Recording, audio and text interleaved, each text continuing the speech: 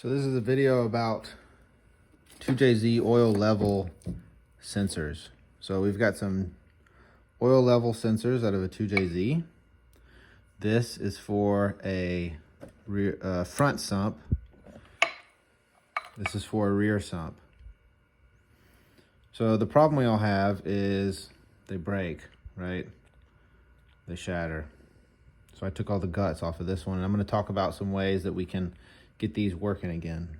So if the rear sumps are all older, right? Because they're all out of an SC or a Supra, and they quit making those in '99. But you can get a front sump all the way up to 2005. Now the connectors are different. You can see that the spacing on the pins is different. So we can't pull this out and put it in here.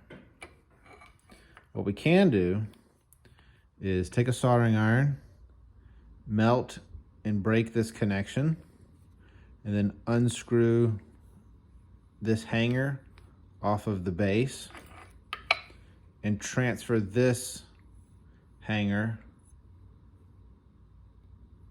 over to the newer base, which still has a good connector.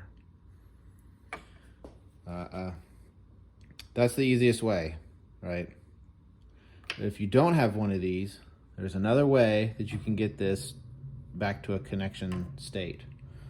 What we'll do is you pull out all the guts, and these are a bit long, right? We don't want them to stick out that far, so you'll come in like this and you'll clip them.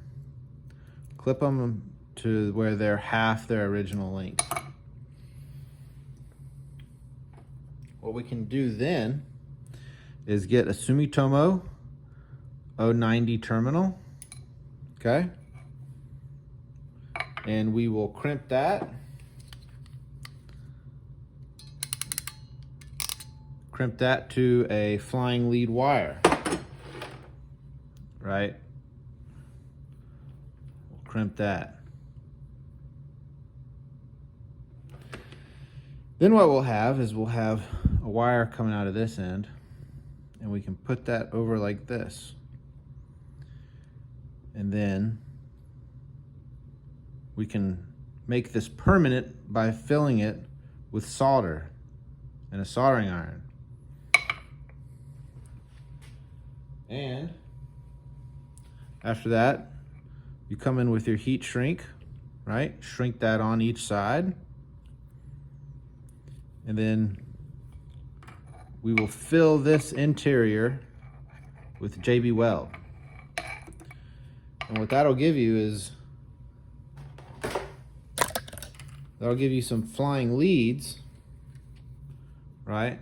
Which then you can put whatever connector you want on it. You can use a Deutsch, you can go back to a Toyota wire to wire, right? But that'll give you what you need so that you can plug back into this thing again.